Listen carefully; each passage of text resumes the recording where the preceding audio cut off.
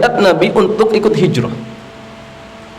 Di hari haknya jamaah, dia kabarkan, ya Rasulullah, tapi saya tinggalkan orang tua saya dalam kondisi menangis. Apa yang Nabi sampaikan? Apa yang Nabi katakan?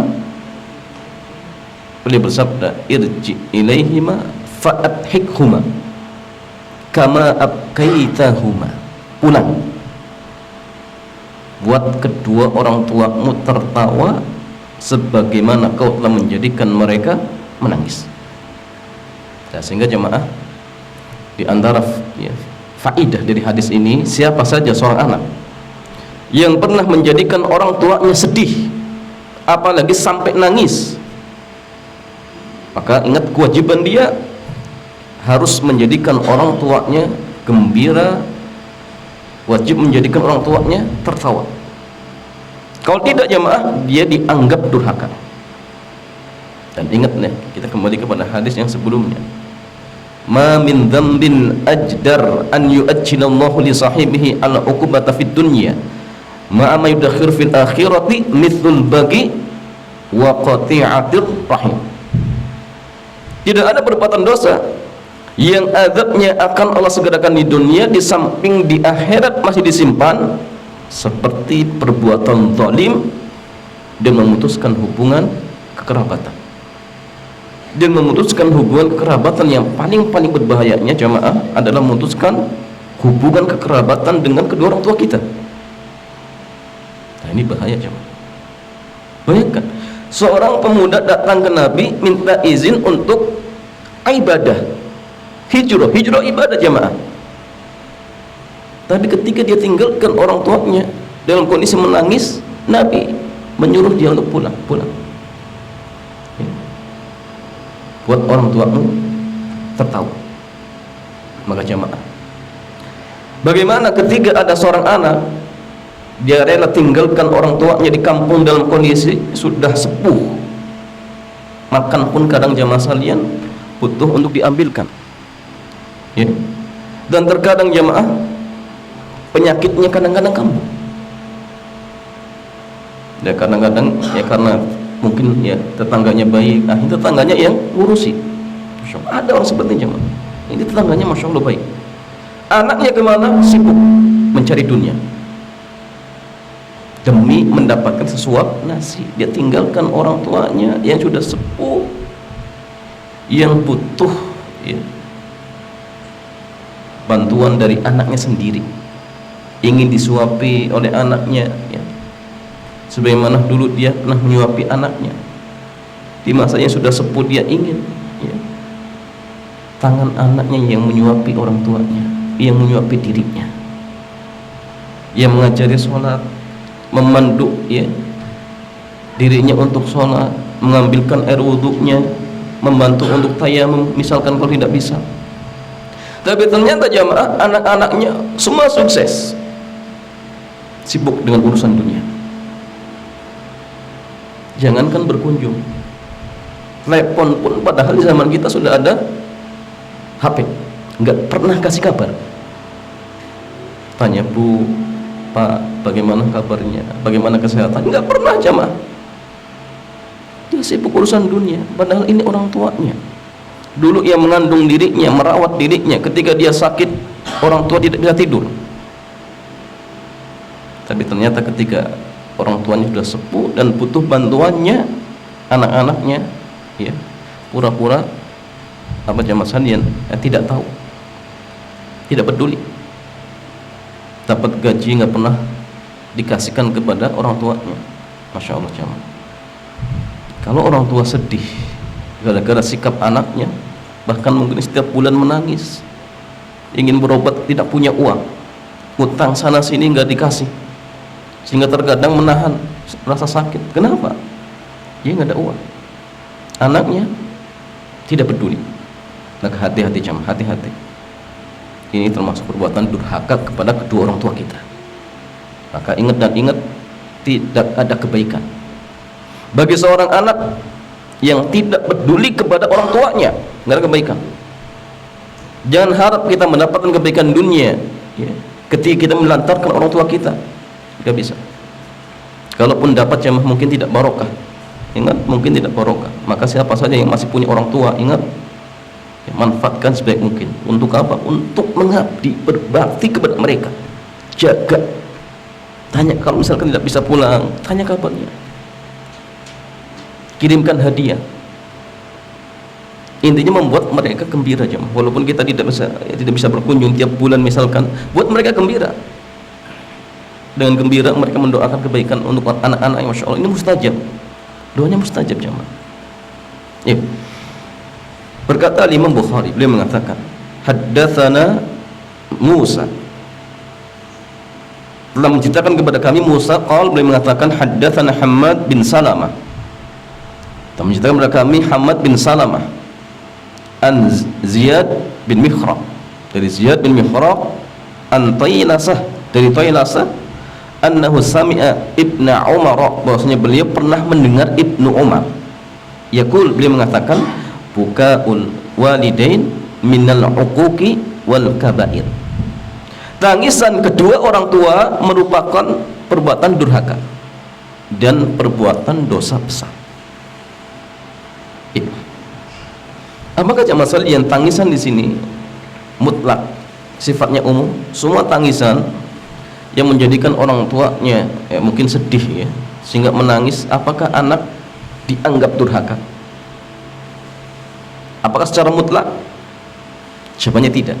Jawabannya tidak. Contoh, ada orang tua minta anaknya, di sekitar rumah itu banyak tetangga yang mengadakan acara-acara bid'ah, kita diundang nak, ya mu'iyah datang, anaknya nggak mau, dengan hujah ini perbuatan bid'ah, la ta'ata li makhlukin fi maksiatil khaliq, tidak kata pada makhluk ketika bermaksiat kepada Allah, sehingga dia nggak datang. Orang tuanya sedih, nangis jamaah. Apakah kesedihan orang tua seperti ini dengan sebab anaknya tidak taat ya ketika disuruh ikut acara-acara seperti itu, apakah ini dianggap durhaka? Dianggap tidak jamaah? Jawabannya tidak. Jawabannya tidak. Kenapa? Karena sekali lagi perintahnya bertentangan dengan syariat. Tapi kalau sekedar misalkan disuruh pulang kampung ya, ibu sangat butuh bantuan ya, kemudian ternyata anaknya nggak mau pulang, maka jamaah, apakah tangisan orang tua seperti ini dianggap durhaka? Durhaka tidak? Sahih durhaka jamaah. Durhaka. Kenapa? Karena ini perintahnya tidak bertentangan dengan syariat. Suruh anaknya untuk pulang di kampung, temani ibunya, temani ayahnya ya. Perkara pekerjaan bisa cari di kampung, tidak masalah. Maka jamaah, kalau misalkan dia tidak menuruti, ini dianggap durhaka. Dianggap durhaka. Ustaz, tapi anak butuh pekerjaan. Ya sudah, kalau butuh pekerjaan tinggal sampaikan baik-baik kepada orang tuanya. Kalau orang tuanya ridho, maka insya Allah tidak masalah. Tapi kalau orang tuanya tidak ridho, jamaah, tetap kita dahulukan ya, perintah orang tua ketika perintahnya tidak bertentangan dengan hukum syariat ya.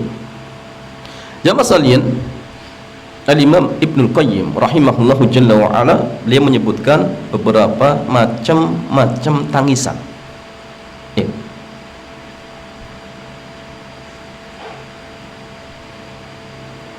Di dalam kitab Zadul Ma'ad, dan beliau menyebutkan ada 10 macam tangisan. Ada 10 macam tangisan. Yang pertama jamaah, bukaul khauf wal khasyah, tangisan karena rasa takut dan khawatir. Tangisan karena rasa takut dan khawatir.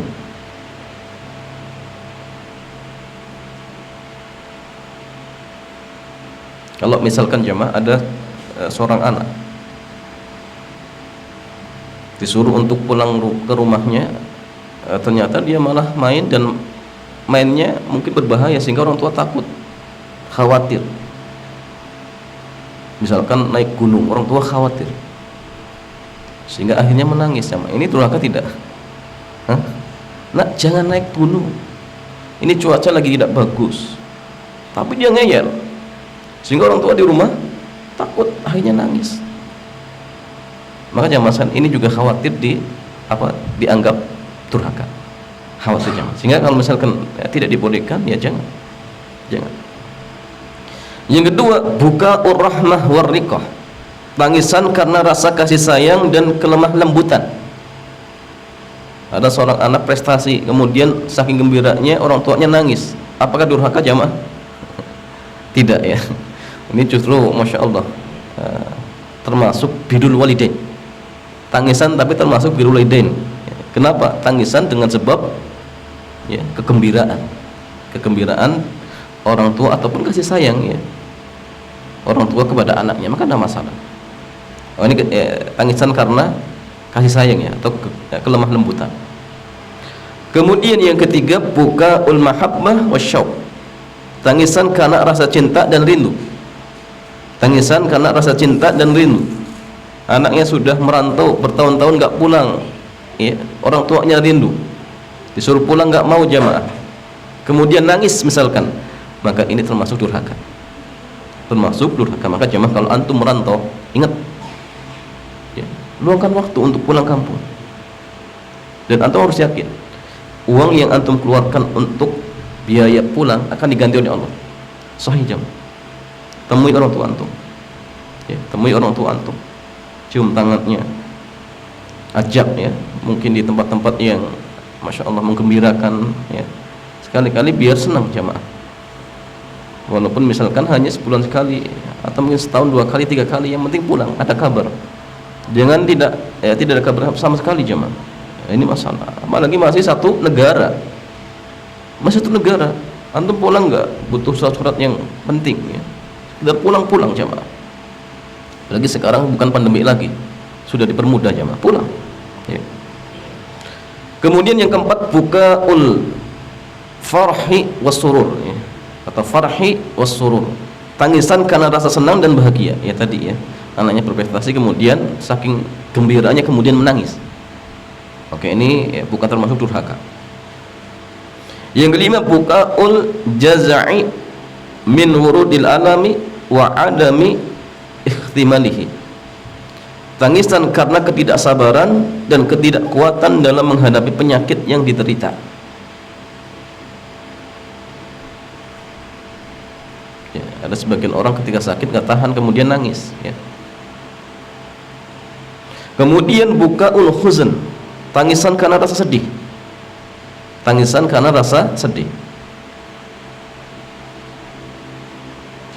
Yang ketujuh, buka'ul khawfi wad dha'fi, tangisan karena keterpurukan dan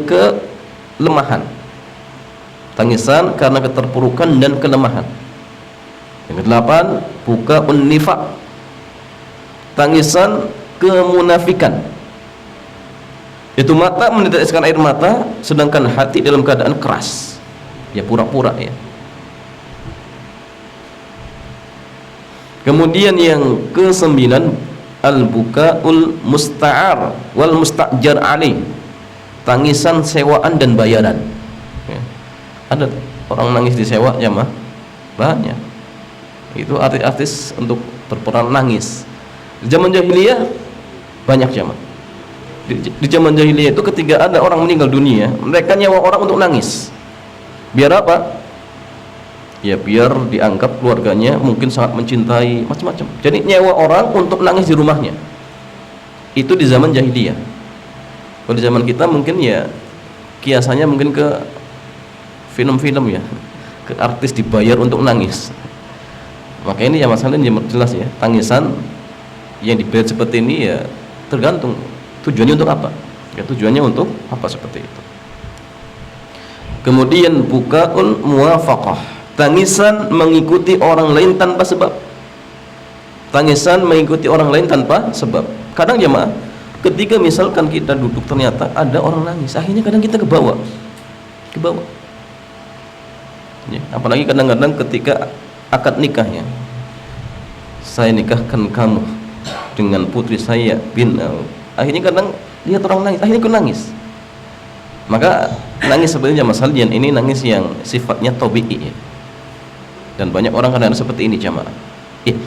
Sehingga ini beberapa macam tangisan, dan yang termasuk durhaka tadi ya, dalam artian tangisan yang memang dalam artian orang tua ya, mungkin ya sangat sedih dengan kelakuan kita, ataupun mungkin jamaah kita tidak taat kepada orang tua, kemudian akhirnya orang tua nangis misalkan, maka itu termasuk tangisan yang dianggap seorang anak telah durhaka kepada kedua orang tuanya. Ya. Kemudian masalian hadis yang berikutnya, ini bab seputar doa kedua orang tua. Berkata Imam Bukhari rahimahullahu jalla wa ala, haddatsana Mu'ad bin Fadalah, telah menceritakan kepada kami Mu'ad bin Fadalah. Qala, beliau mengatakan haddatsana Hisham an Yahya, dari Yahya huwa ibnu Abi Katsir, dia adalah ibnu Abi Katsir, an Abi Ja'far, dari Abu Ja'far, annahu sami'a Abu Hurairah, bahwasanya beliau pernah mendengar Abu Hurairah yaqul, beliau mengatakan qala Nabiyyu sallallahu alaihi wasallam, Nabi bersabda, salatu da'watin mustajabatin. Ya. Ada 3 doa yang mustajab. Mustajab itu doanya cepat dikabulkan. Ya. Ada 3 doa yang mustajab yang tidak diragukan akan dikabulkannya. Ya. Yang pertama kata beliau, da'watul madlum, doanya orang yang dizalimi. Yang kedua, wada'watul musafir, doanya orang musafir. Dan yang ketiga, wada'watul walidaini ala walidiha, doa kedua orang tua untuk anaknya. Doa kedua orang tua untuk anaknya.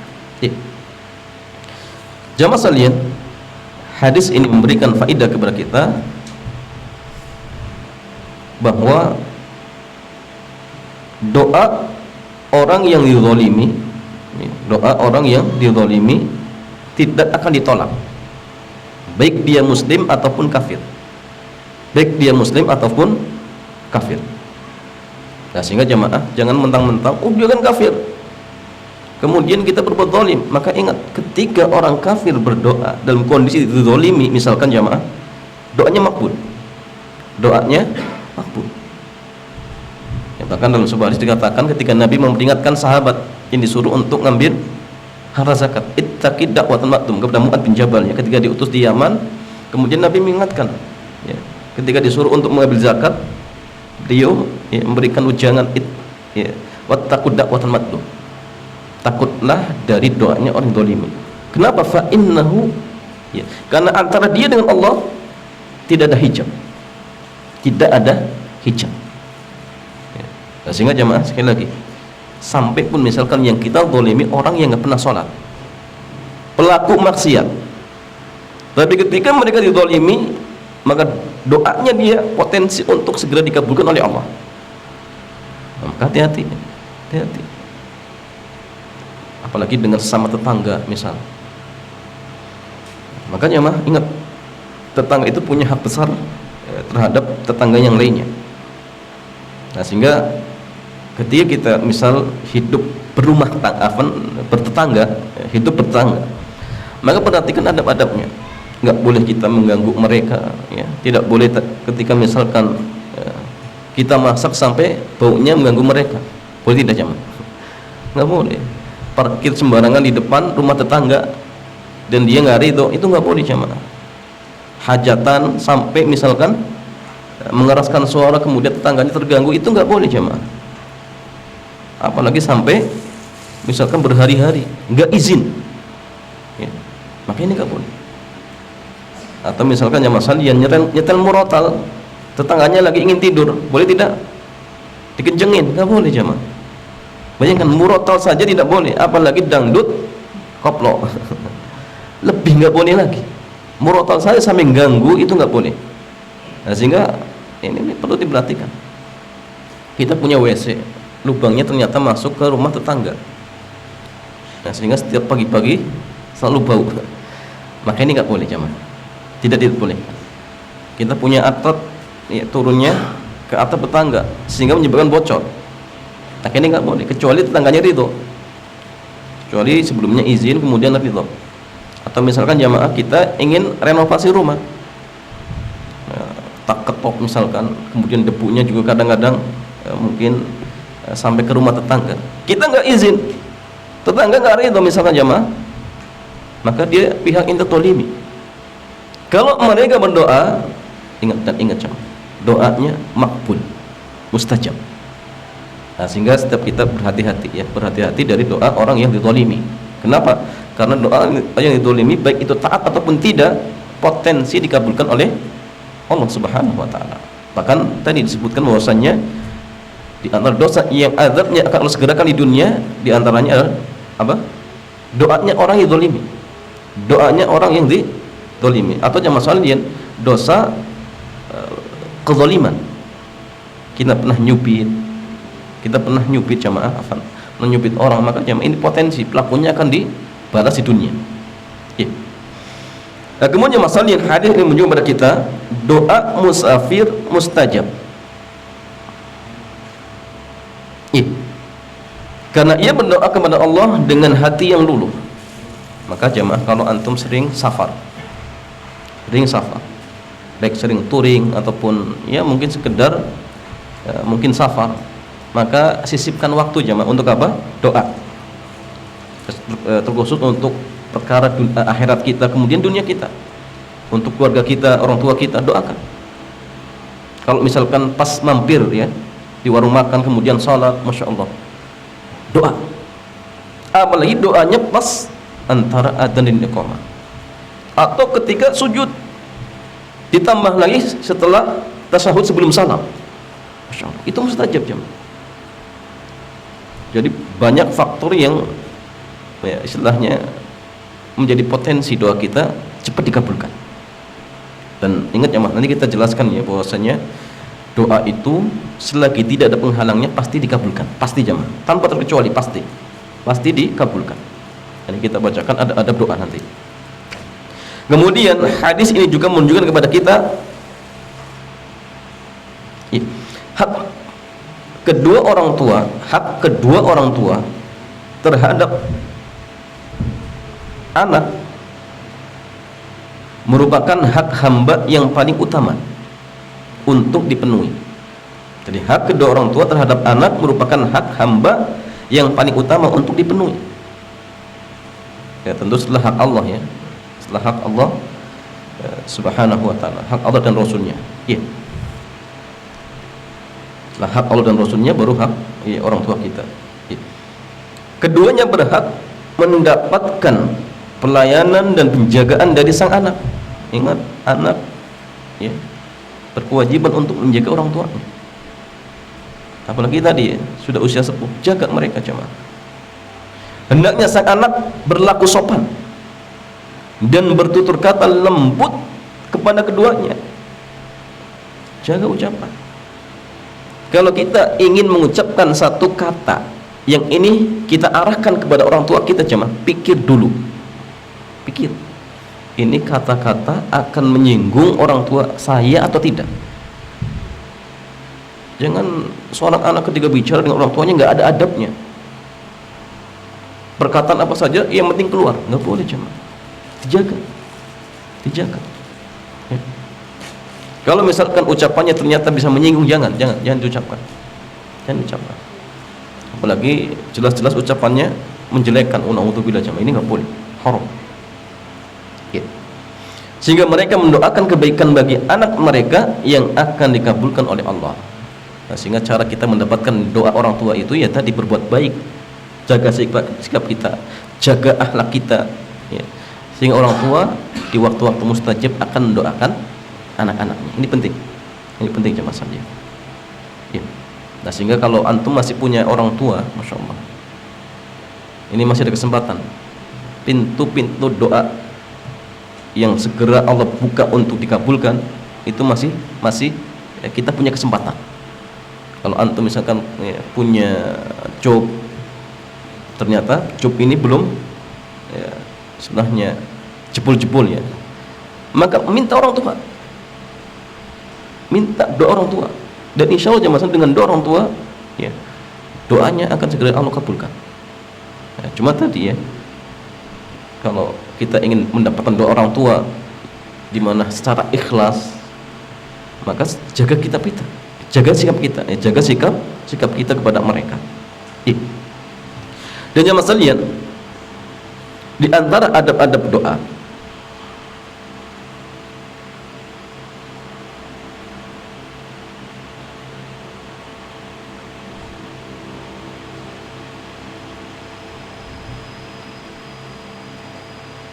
Yang pertama,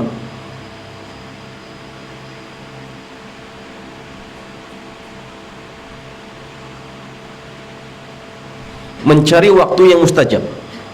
Mencari waktu yang mustajab.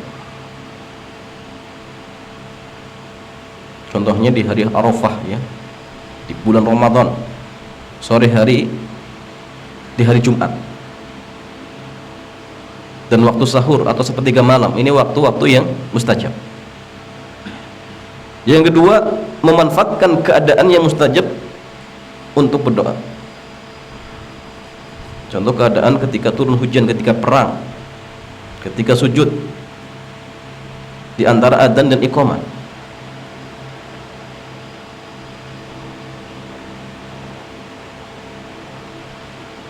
Dan sebuah hadis ada yang mengatakan ya Mas Handian ketika adzan. Jadi di samping kita menjawab, boleh juga berdoa ketika pas adzannya. Dan hadisnya wallahu alam sebenarnya mengatakan kalau nggak hasan sahih. Ya, kalau tidak hasan sahih. Kalau tidak salah saya Albani mengatakan kalau nggak hasan sahih. Jadi ketika apa? Adzan. Plus di antara adzan dan iqamah. Ya. Sambil kita menjawab adzan maka silakan juga boleh berdoa seperti itu. Kemudian yang ketiga, menghadap kiblat dan mengangkat tangan.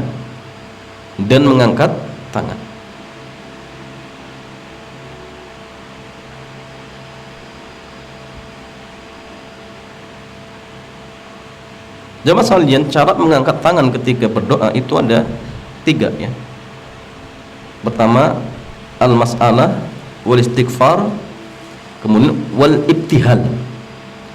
Yang pertama al-mas'alah. Ini masalah itu jamaah doa kita meminta ya.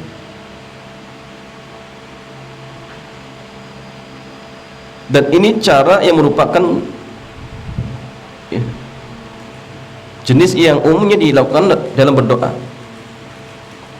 Caranya bagaimana? Ibnu Abbas mengatakan dalam sebuah hadis ya, idza sa'altumullaha fas'aluhu bibutuni ya, akuffahu mungkin akuffahu wala tas'aluhu bidzuhuriha. Jika engkau meminta kepada Allah ya, mintalah dengan telapak tanganmu, jangan dengan punggung tanganmu ya. Cuma jamaah para ulama berbeda pendapat secara detailnya. Ini bentuknya seperti apa?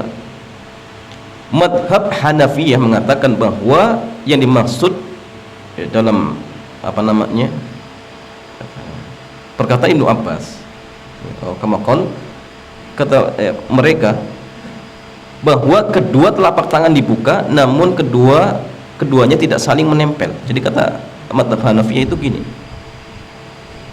Jadi ingat ya, minta bukan dengan gini, tapi nggak nempel. Ini kata madhab Abu Hanifah ya, ketika memahami ucapan dari Ibnu Abbas. Yang pertama.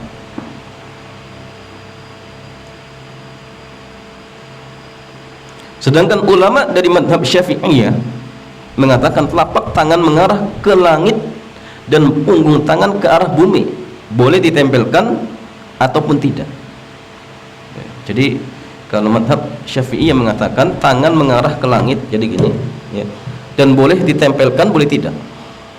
Gini boleh masalah. Mau gini boleh, mau gini boleh. Tapi kalau Abu Hanifah gini, nggak nempel. Kalau Syafi'iyah bebas, boleh nempel, boleh tidak. Sedangkan madhab Hanabilah mengatakan kedua telapak tangan ditempelkan. Syekh Shalih Al-Utsaimin beliau menjelaskan secara lebih detailnya. Kata beliau, mengangkat kedua tangannya dengan telapak tangan terbuka di depan dada. Ini kata Syekh Shalih Al-Utsaimin, di depan dada sini, pas depan dada gini, dada ini ya. Di pertengahan dada ya, di pertengahan dada. Mana pertengahan dada jam? Pokoknya pertengahan dada ini, berarti sini ya. Sedangkan Syekh Abu Bakar Abu Zaid beliau menjelaskan, boleh juga seseorang menutup wajahnya dengan telapak tangannya dan kedua punggungnya, kedua punggung tangannya menghadap kiblat. Boleh gini juga. Kalau malu ya. Kalau malu, kata Syekh Bakar Abu Zaid, boleh gini. Ini yang masalah. Ini yang masalah. Artinya doa secara umum ketika kita minta kepada Allah Jalla wa Ala. Jadi tadi Abu Hanifah boleh gini, Syafi'iyah boleh gini, boleh gini. Kalau Hambali tegas ya, di tengah dada. Syekh Saleh Al-Syekh belum mengatakan apa? Tadi Syekh Saleh Afan di sini ya, Syekh Saleh ya. Ada Syekh Bakar Abu Zaid gini, boleh gini. Boleh gini.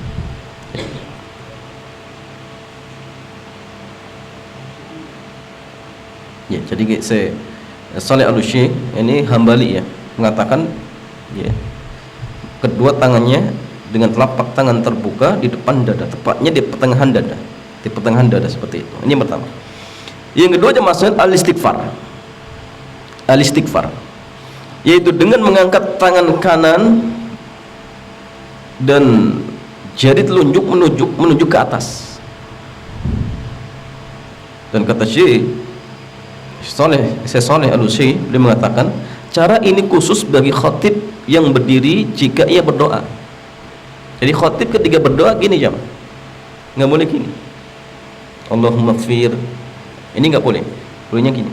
Allahumma gfir lil muslimina wal muslimat. Bolehnya gini. Namanya al-istighfar. Yang ketiga al-ibtihal, ya, al-ibtihal.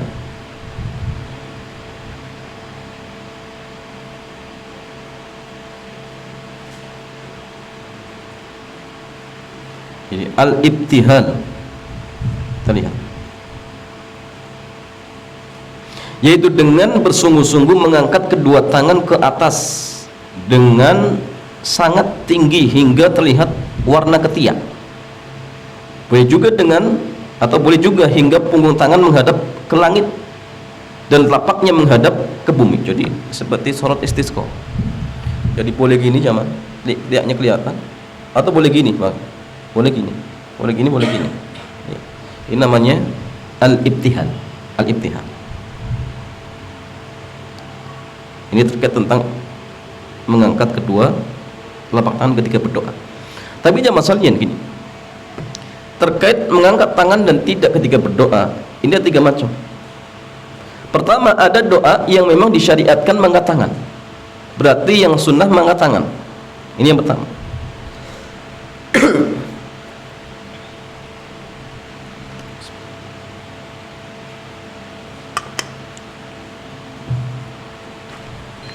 Contohnya apa tadi?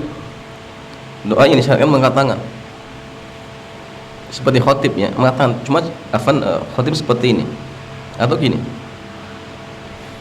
Bukan khotib ya. Doa ketika witir.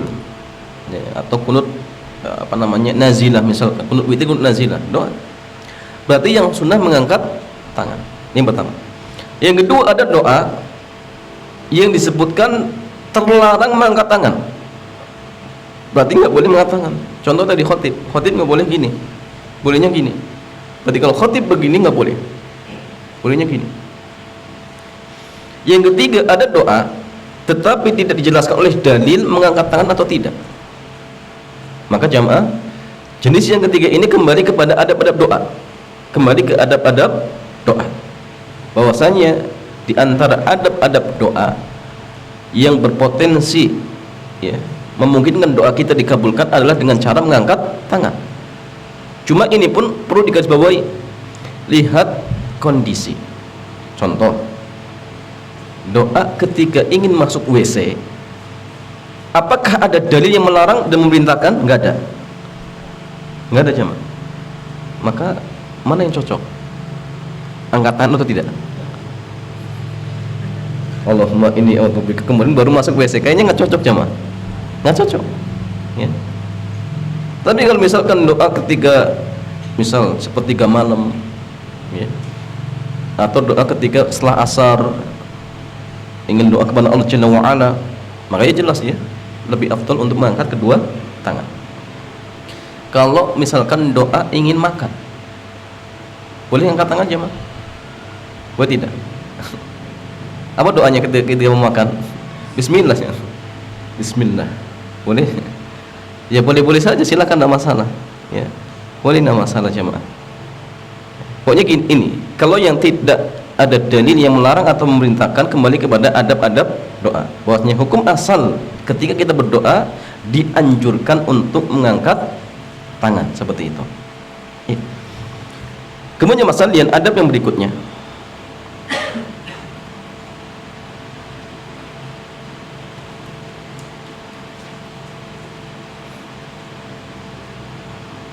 Berdoa dengan suara lirih dan tidak dikeraskan. Berdoa dengan suara lirih dan tidak dikeraskan.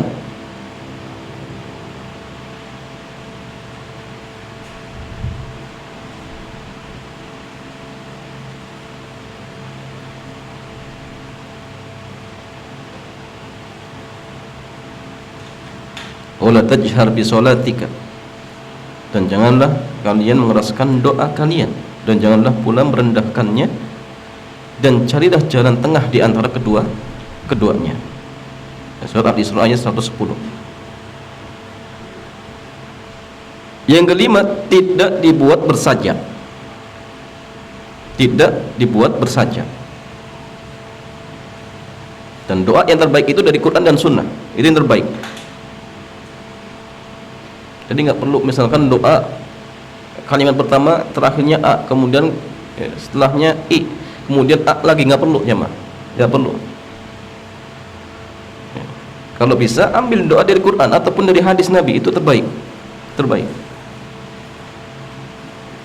Yang keenam, khusyuk, merendahkan hati dan penuh dengan harapan. Khusyuk, merendahkan hati dan penuh dengan harapan. Maka jamaah, ini juga mungkin peringatan ya. Sebagian orang yang sukanya copy paste ketika apa? Mendoakan orang. Di-share. Telah meninggal dunia fulan bin fulan, kemudian copy paste innalillahi wa inna ilaihi rajiun. Boleh tidak jamaah sekalian? Modalnya copy paste. Nanti dia tahu informasinya duluan, tapi belum ada yang nge-share. Biar ada yang nge-share dulu, kemudian baru copy paste. Boleh tidak jamaah? Hukum asalnya boleh-boleh saja, antum copy paste boleh, tetapi ingat, baca dulu. Kan di antara ya, tadi ya adab-adab doa yang berpotensi doa kita itu dikabulkan. Ketika kita berdoa penuh harapan, doa kita dikabulkan. Kalau antum paste nggak dibaca, apa harapan antum jamaah? Ya. Klik share, sudah selesai. Nggak masalah antum copy paste, nggak masalah. Tapi sekali lagi, antum baca doa Allahumma ighfir lahu, dan penuh harapan ya Allah, mudah-mudahan dia benar-benar diampuni ya Allah, ditinggikan derajatnya. Doa. Jadi kita hadirkan jemaah, kita hadirkan diri kita, kemudian hati kita khusyuk, merendah, berharap. Karena kalau misalnya kita berdoa kemudian nggak ada harapan, kayaknya nggak dikabulkan, ini nggak boleh. Ya percuma. Jadi kalau hanya copy paste dan tidak, dianya sendiri tidak berdoa, ya percuma. Ya sehingga artinya boleh, tidak masalah, tetapi ingat baca, kemudian kita berharap sungguh-sungguh kepada Allah agar doa kita dikabulkan oleh Allah Subhanahu wa taala. Itu penting. Kemudian yang ketujuh, memantapkan hati dalam berdoa dan berkeyakinan untuk dikabulkan. Oh, ini juga sama ya tadi ya. Kalau antum WA nya ini harus hatinya mantap. Ya, kemudian yakin doanya dikabulkan. Di samping ada harapan, kemudian kita yakin insyaallah doa saya dikabulkan. Itu penting. Yang kedelapan, mengulang-ulang doa dan merengek-rengek dalam berdoa. Contohnya, misal, ya Allah, ampunilah hamba-Mu, ampunilah hamba-Mu, ampunilah hamba-Mu. Terus, ampunilah hamba-Mu. Maka ini jamaah di antara adab doa seperti itu. Yang kesembilan, tidak tergesa-gesa agar segera dikabulkan. Tidak tergesa-gesa agar segera dikabulkan. Dan menghindari perasaan mengapa doaku tidak dikabulkan. Ya. atau kelihatannya Allah tidak akan mengabulkan doaku. Itu nggak boleh, tidak dibolehkan. Karena ingat jamaah sekalian, doa seseorang sekali lagi selagi tidak ada penghalangnya pasti dikabulkan, pasti dikabulkan. Cuma ingat, pengabulan doa itu ada tiga. Pengabulan doa itu ada tiga. Yang pertama, dikabulkan sesuai dengan permintaannya. Ya, dia mintanya apa? Akan dikabulkan sesuai dengan permintaan.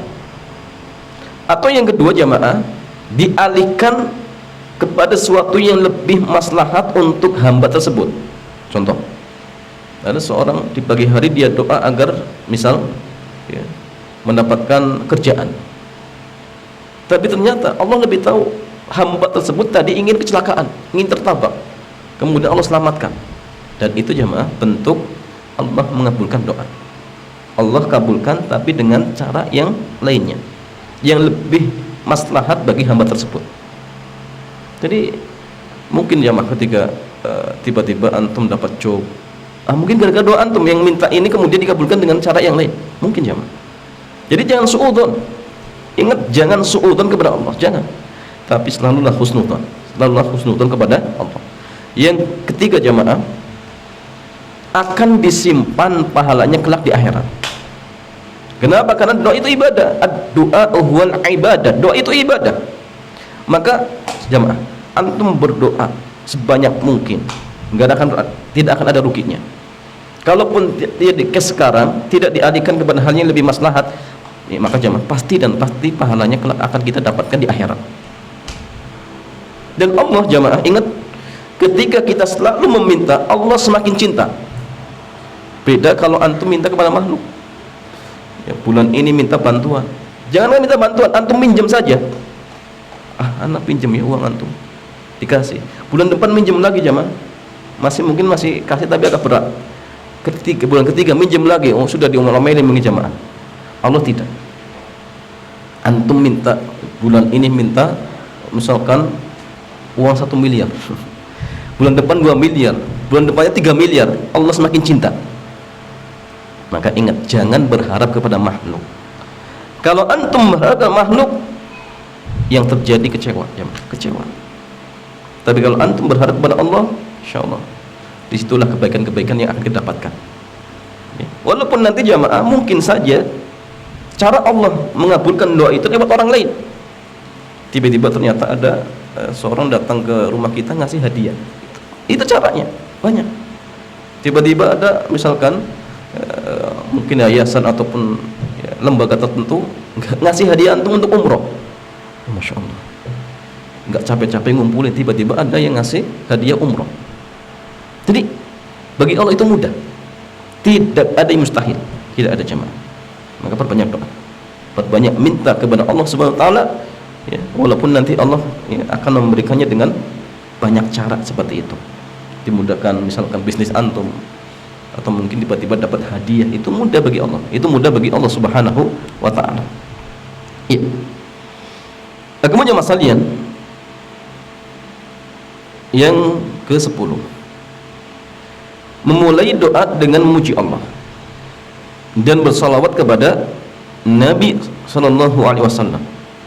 Jadi pertama antum jemaah sekalian puji Allah, alhamdulillah ya alhamdulillahirabbil alamin wassalatu wassalamu ala rasulillah. Atau jemaah misalkan menyebut dengan nama-nama Allah, ya Rahman ya Rahim. Ya. Dan yang paling mustajab jamaah menyebut nama Allah, ya Allah ya Rahman ya Rahim, ya Allah ya Ghaffar. Ya. Di zaman Rasulullah ada seorang sahabat, dia berdoa dengan bertawasul menyebut nama Allah. Apa kata Nabi? Dia mengatakan laqad sa'alullaha bismihil a'zam, sungguh dia telah berdoa dengan bertawasul menggunakan nama Allah yang agung, alladzi idza su'ila bihi a'ta. Ya. Yang dimana ketika seorang berdoa dengan bertawasul menggunakan nama Allah, pasti doanya akan diberikan dan permintaannya akan dikasih. Ya, sehingga jemaah kalau antum ingin bertawasul, maka silakan bertawasul dengan menyebut nama Allah.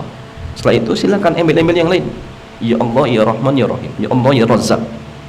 Setelah itu sholawat, baru antum minta kepada Allah Subhanahu wa taala, ya Allah mudahkan saya untuk masuk surga, jauhkan aku dari api neraka, ya Allah mudahkan bisnis saya, berikan kebaikan untuk misalkan anak istri, jadikan anak-anak yang solid dan solihah. Atau misalkan kalau ingin secara ringkasnya, Rabbana atina fid dunya hasanah wa fil akhirati hasanah wa qina adzabannar, bisa ya. Atau inna nas'aluka ilman nafi'an wa rizqan thayyiban wa amalan mutaqabbala, ini juga masya Allah umum, silakan sama-sama ya. Dan penuh harapan, penuh keyakinan bahwasanya doa saya akan dikabulkan oleh Allah. Di samping tadi menghindari penghalang-penghalang dikabulkannya doa. Yang ke-11, memperbanyak taubat dan memohon ampun kepada Allah. Memperbanyak taubat dan memohon ampun kepada Allah Subhanahu wa taala.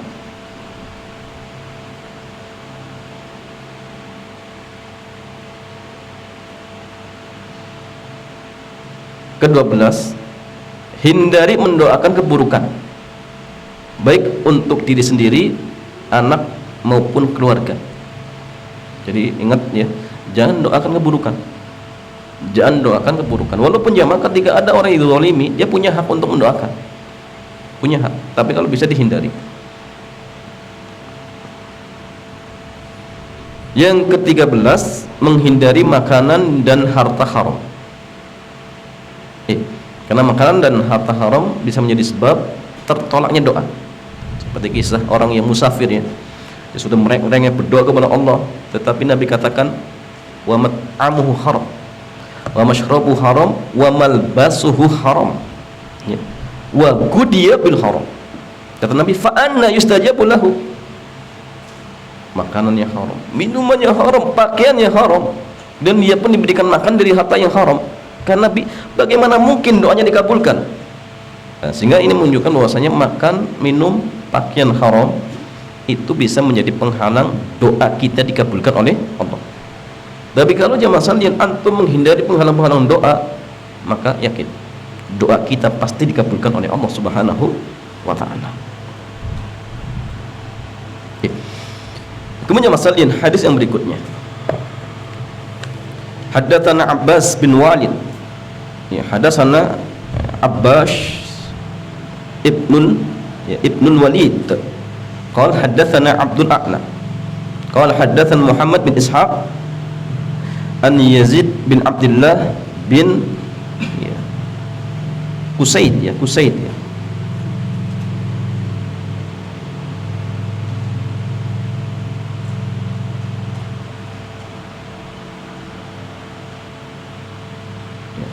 ya.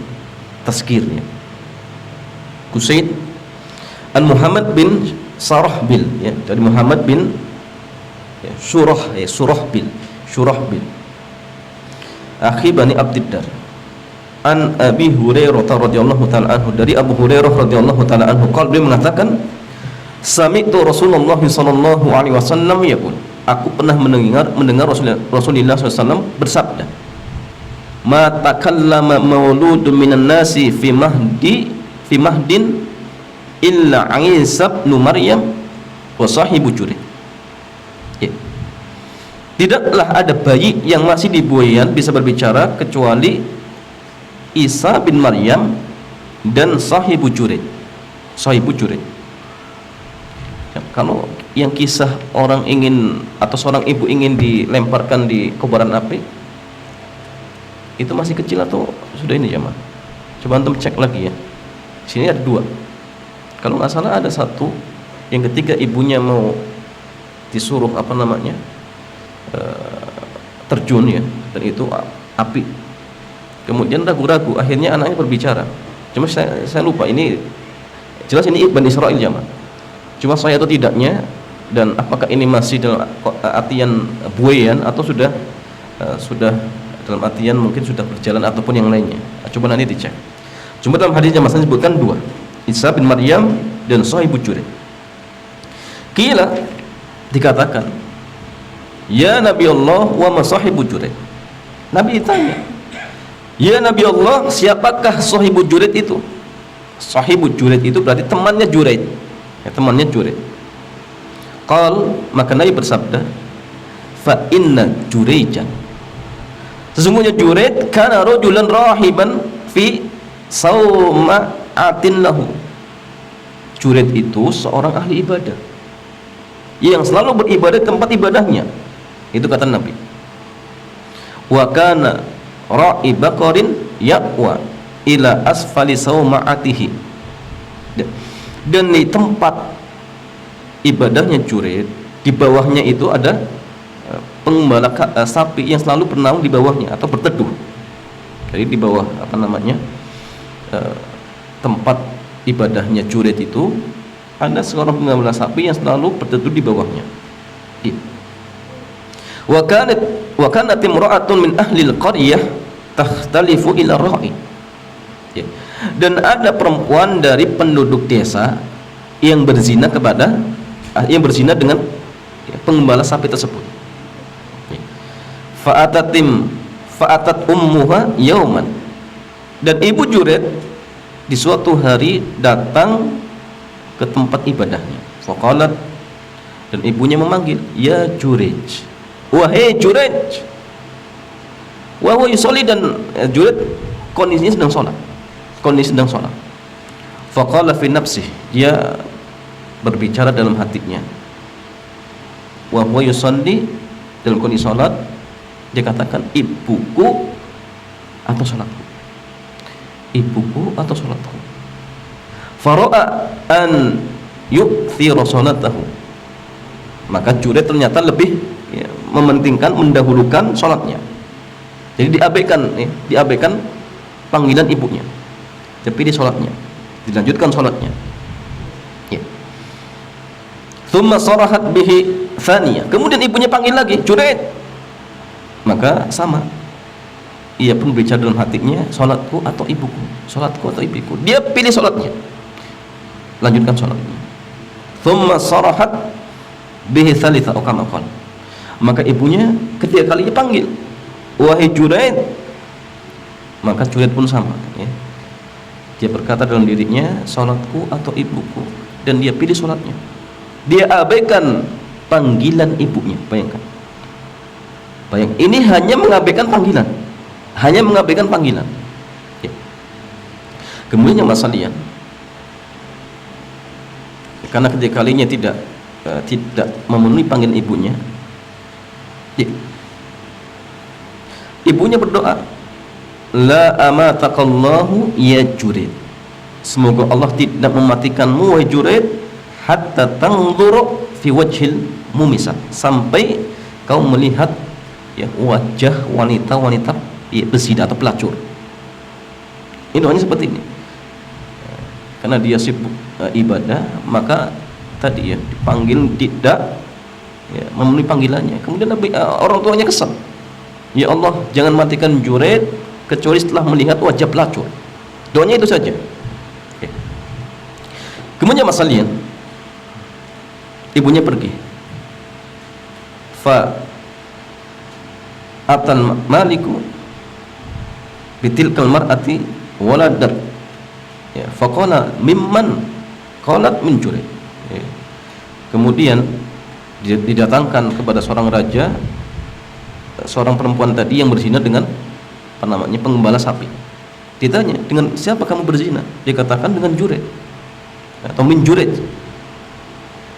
Qal, maka raja itu mengatakan, as-sahibu sauma'ah, apakah Jurid pemilik tempat ibadah itu?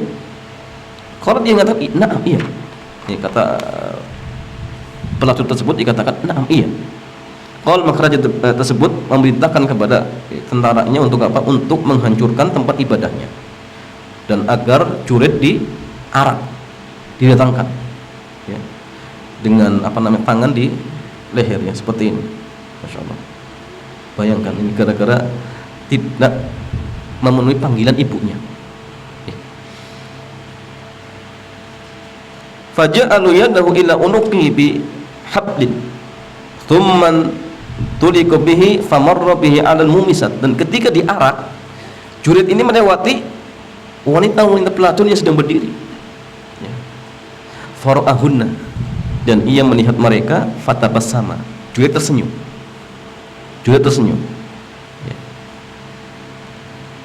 Wa hunna yanzurna ilaihi finnas, dan mereka melihat Jurid di tengah-tengah tadi ya manusia, atau di tengah-tengah ya, di pasukan yang mengarah ya, wanita pelacur itu melihat jurid seperti itu. Kemudian jamaah sekalian, faqala al-maliku, kemudian raja itu mengatakan, ma tas'umu hadhihi, ya. Apa yang disangkakan wanita ini apakah benar? Qal, maka jurid mengatakan, apa yang dia setelahnya tuduhkan wahai raja? Kemudian raja mengatakan, tas'um anna waladaha minka, dia mengaku bahwasanya anaknya itu hasil zina denganmu. Ini kata raja tersebut. Maka Jurid mengatakan, anta tas'umin, Jurid langsung mendatangi atau langsung menanya kepada wanita tersebut, kau menuduh saya ya, berzina dengan dirimu ya. Qalat, dia mengatakan, na'am, iya. Maka Jurid mengatakan, aina hadha shagir, mana anak kecil ini? Kalau maka mereka mengatakan, huwa dha fi hijriha, itu yang ada di buayannya, atau sedang dalam artian digendongnya seperti itu. Fa'aqbala alaih, kemudian dibawakan kepada Jurid. Fa'aqbala alaih, kemudian Jurid mendatangi anak kecil tersebut yang masih di buayannya, masih di buayan. Faqal, maka Jurid mengatakan, man abu, siapa bapakmu? Ditanya oleh Jurid, siapa bapakmu? Qal, maka anak itu mengatakan, ra'il baqari, bapakku itu pengembala sapi ya. Qala al-maliku, kemudian raja itu mengatakan, an-naj'al sawma'ataka min dhahabin. Jadi artinya ini kan singkat, dalam artian ketika anak itu berbicara, kemudian rajanya ya, merasa bersalah, kemudian ya, menawar kepada Jurid, wahai Jurid, maukah tempat ibadahmu saya bangun kembali dengan emas? Dan kata Jurid, enggak mau ya.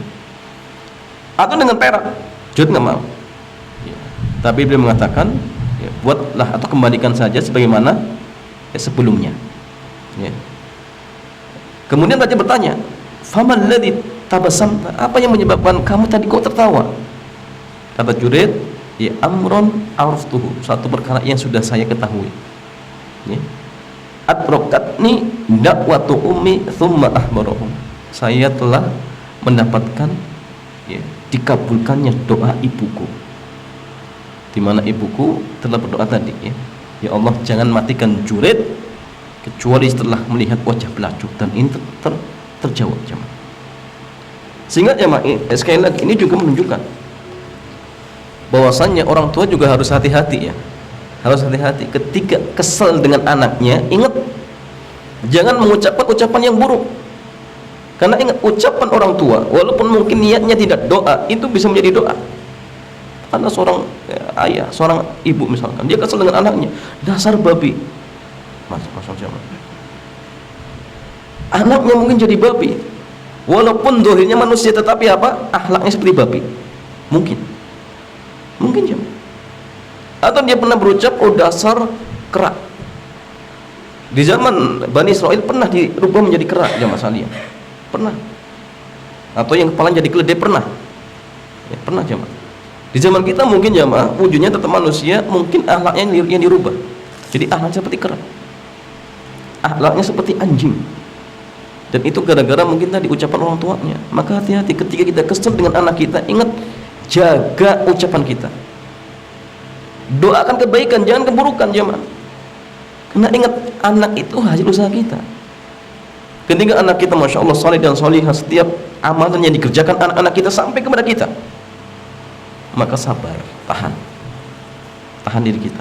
Itu pula nanti untuk anak ya, jangan sampai kita ya, melakukan sesuatu yang bisa menyinggung orang tua kita. Jadi bagi anak ya kita jaga perbuatan, bagi orang tua jaga ucapan. Ketika kesel misalkan, tahan, jangan mengucapkan ucapan yang buruk ya. Sehingga jamaah, hadis ini menunjukkan kepada kita keagungan berbakti kepada orang tua, dan terdapat penegasan keutamaan hak ibu terhadap anak, dan penjelasan bahwa doanya merupakan doa yang mustajab, dan ini umum ya, doa baik ataupun doa buruk akan dikabulkan oleh Allah. Maka orang tua ingat, doa kebaikan jangan keburukan. Kemudian fadilah yang lain jamaah sekalian, penetapan adanya karamah wali, dan hal ini merupakan madhab ahlu sunnah yang berbeda dengan mazhab Mu'tazilah. Jadi karomah itu ada. Karomah itu jamaah bedanya dengan sihir apa jamaah? Jadi karomah beda dengan sihir. Karomah dengan mukjizat juga beda. Kalau mukjizat untuk nabi, ya, nabi dan rasul. Tapi kalau karomah untuk wali. Dan karomah beda dengan sihir. Pertama bedanya karomah dari Allah, sihir dari jin. Yang kedua, karomah itu nggak bisa dipelajari. Kalau sihir bisa. Antum datang ke dukun itu diajari, oh mantranya ini bisa. Ya. Kemudian karomah itu jamaah sekalian tidak bisa dihilangkan. Adapun sihir bisa. Ada orang nyihir kemudian di ruqyah hilang jamaah. Kemudian karomah itu tidak diketahui oleh pemiliknya. Adapun sihir iya diketahui. Ada mantranya untuk mendatangkan. Tapi karomah tidak. Karena karomah itu hampir mirip seperti mukjizat. Contoh jamaah, Nabi Musa ketika diberikan tongkat, apakah Nabi Musa tahu bahwasanya tongkat ini sekali-kali akan jadi ular? Nggak tahu. Bahkan ketika diperintahkan untuk melemparkan tongkat dan berubah menjadi ular, kaget. Karena memang nggak tahu jamaah, itu murni mukjizat dari Allah Subhanahu wa taala. Begitu pula karomah sama. Tapi ingat jamaah sekalian, sekali lagi, standar seseorang itu dikatakan wali Allah itu bukan karomahnya. Dalam artian bukan hal-hal yang ajaibnya, bukan. Ya. Tapi ini pendukung. Ya. Bahkan gini jamaah, karomah yang paling agung itu apa jamaah? Karomah itu banyak. Kadang keluar air, keluar cahaya. Terkadang jamaah sekalian di zamannya Umar itu, Umar pernah memerintahkan kepada Sungai Nil yang ketika itu kering untuk ngalir. Dan ini kejadian ketika Umar menunjuk gubernurnya Abdullah bin Amr bin As. Ditunjuk menjadi gubernur di Mesir, ya. Dimana ketika itu jamaah orang-orang yang hidup di pinggiran Sungai Nil, ya, di zaman jahiliyah biasa melakukan, ya, istilahnya mempersembahkan tumbal. Dan tumbalnya jamaah nggak tanggung-tanggung. Gadis tercantik di daerah tersebut kemudian dilemparkan di Sungai Nil untuk tumbal. Ketika, ya, Mesir ditaklukkan, ditunjuklah Amr bin As untuk jadi gubernur. Kemudian warga setempat menyampaikan bahwasanya kami punya tradisi seperti ini. Maka spontan ditolak, ini nggak boleh, dilarang oleh Islam. Akhirnya mereka tidak melakukan tradisi tersebut. Dan benar ternyata Sungai Nil kering jamaah. Sungai Nil kering. Nah ini jelas ya ujian ya.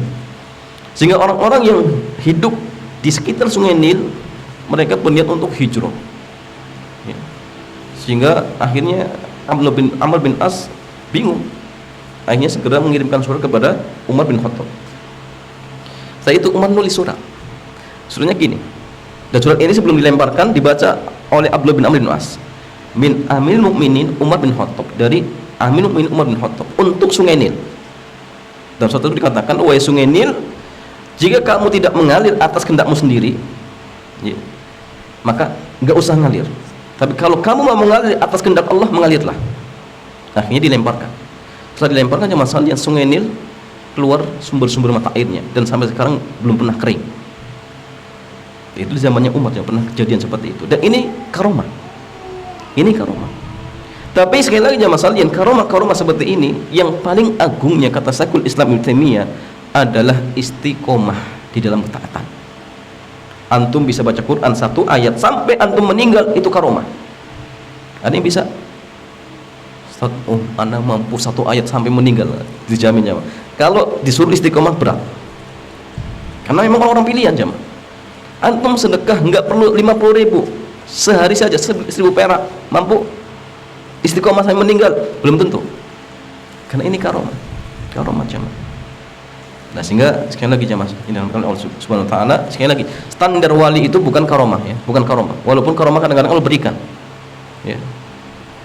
Bahkan ketika Imam Syafi'i ya, didatangi oleh Lais bin Sa'ad, dia mengatakan idza ra'aita rajulan, jika kamu melihat seseorang yamshi 'alal ma', dia bisa berjalan di atas air, fala taktaru bi, jangan kau tertipu, hatta taqridu amrahu 'alal kitabi was sunnah, sampai kau kembalikan perkaranya sesuai dengan Quran dan sunnah atau tidak. Jadi lihat bagaimana amalannya, sesuai dengan Quran sunnah atau tidak. Atau jangan-jangan dia dikatakan wali tapi nggak pernah sholat, atau mungkin jamaah sering ngeramal, maka ini bukan wali.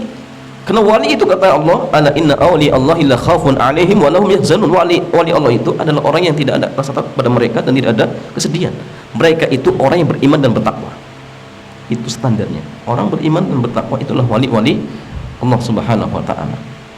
dan terkadang wali diberikan karomah seperti itu. Kemudian masalahnya hadis ini juga memberikan faedah anjuran agar berwudu dan melaksanakan sholat ketika hendak meminta suatu perkara yang penting kepada Allah.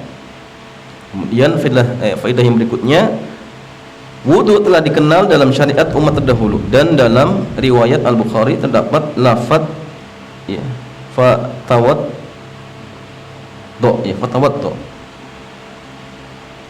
ya. Lalu berwudulah kemudian melaksanakan sholat. Fatawaddo wasolli, mungkin ya wasolla, ini sholat wasolla, harusnya wasolli ya, tapi wasolla berarti dia sholat mungkin, atau fatawaddoa wa sholla, dia berwudu dan sholat ya. Berarti artinya ini menunjukkan syariat dahulu juga ada wudu dan sholat, ada wudu dan sholat seperti itu. Wallahu ta'ala a'lam bissawab. Demikian jemaah, mudah-mudahan bermanfaat ya. Sebelum ditutup seperti biasa, kalau ada pertanyaan dipersilakan ya, silakan jam. Kalau pertanyaan dipersilakan, pertanyaan bebas, silakan.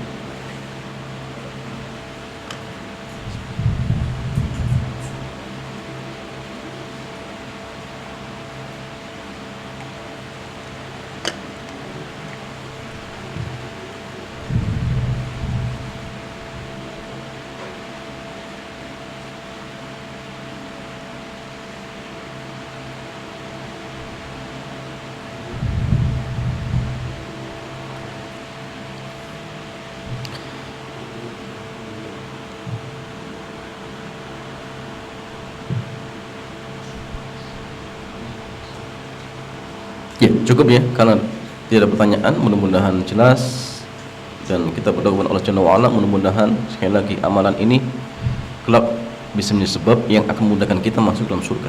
Dan kita berdoa kepada Allah, mudah-mudahan Allah memberikan kepada kita sekalian ya, karunia anak-anak yang solih dan solihah, yang mendoakan kedua orang tuanya.